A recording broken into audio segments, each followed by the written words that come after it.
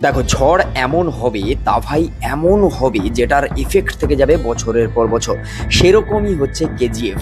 কেজিএফ এর চ্যাপ্টার 1 বলো, 2 বলো, 3 বলো, মানে 3 আসেনি, আসবেই। এবার ঘটনাটা হচ্ছে কেন বলছি হঠাৎ কেজিএফ নিয়ে। তোমরা যারা কেজিএফ এর ফ্যান, তোমাদের কাছে খবর চলে গেছে আশা করি। একদিন আগেই হচ্ছে একটা নতুন ট্রেলার কাটা হয়েছে, যেটা হচ্ছে পুরো চ্যাপ্টার 1, 2, 3 পুরো জিনিসটাকে নিয়ে বানানো, যেটা বলতে পারো 3 বছরের একটা সেলিব্রেশন, যেটা চ্যাপ্টার 3 নিয়ে।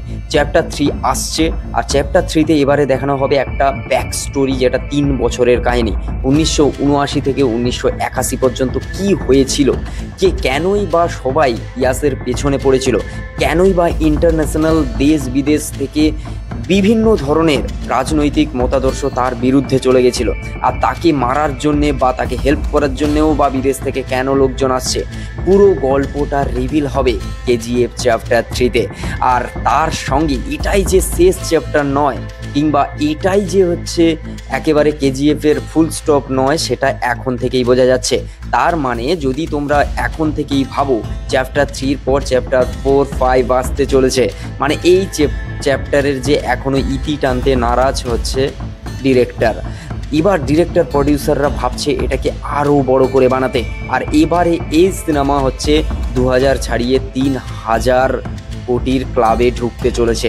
এই সিনেমা নিয়ে এত ক্রেজ কেন? কারণ ফ্র্যাঞ্চাইজি এমন বানাও, কিংবা কোনো সিরিজ এমন বানাও, বা কোনো মানে এমন সিনেমা বানাও যেটা বছরের পর বছর সেটা নিয়ে আলোচনা হবে। যেমন বাহুবলী যে সিনেমাটা যেভাবে বানানো হয়েছিল, তার ক্রেজ কিন্তু এখনো চলছে, সেটা নিয়ে এখনো আলোচনা হয়।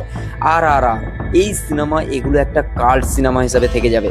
আর তারপরে এই কেজিএফ চ্যাপ্টার যে হচ্ছে চলছে সিরিজ, বলতে গেলে এটা সিরিজ বলতে কোনো তোমরা আবার ভেবে ফেলো না যে এটা কোনো হচ্ছে ওটিটি প্ল্যাটফর্মে রিলিজ হবে। কেজিএফ নামে সবাই চেনে, পুরো ইন্ডিয়া জানে, ইন্টারন্যাশনালি সবাই জানে। এবার কেজিএফ চ্যাপ্টার 3 আসতে চলেছে। কেজিএফ চ্যাপ্টার 3-র অ্যানাউন্সমেন্ট খুব তাড়াতাড়ি, বড় অ্যানাউন্সমেন্ট একটা আসবে, যেটা নিয়ে এখন পুরো কেজিএফ ফ্যানরা মানে মুখিয়ে আছে বলতে পারো।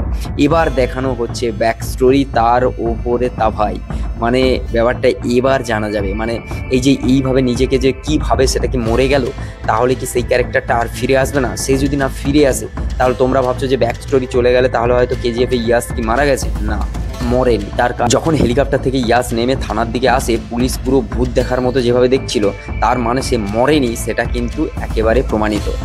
তাহলে আমরা চ্যাপ্টার 3-তে কি দেখতে চলেছি? চ্যাপ্টার 3-তে আমরা দেখতে চলেছি যে এত সোনা নিয়ে মহাসমুদ্রে যে ইয়াস মারা গেছে, বা সে যে মরে গেছে, সেটা যে পুরোপুরি ইন্ডিয়া জেনে গেছে, সেটা কিভাবে সে বেঁচে ফিরে এলো সেখান থেকে, তার কামব্যাক পুরো চ্যাপ্টার 3-তে দেখা যাবে। তার সঙ্গে ব্যাক স্টোরি, আর তার সঙ্গে এত সোনা নিয়ে মহাসমুদ্রে যে হচ্ছে পড়ে যাওয়া, সেই সোনাগুলো গেল কোথায়, তার হদিস মিলবে এই চ্যাপ্টারে। আর এই চ্যাপ্টার যে শেষ নয়, সেটা তো আমি আগেই বলেছি, এরপরে চ্যাপ্টার 4ও আসতে পারে। তার অ্যানাউন্সমেন্ট চ্যাপ্টার 3-তেই পাওয়া যাবে। আর এ থেকে জানা যায় যে কেজিএফ একটা মানে নাম করা সেই লেভেলের একটা মুভি, যেটার নাম চিরতরে মানুষ চিরকাল ধরে এটা নিয়ে কথা বলবে।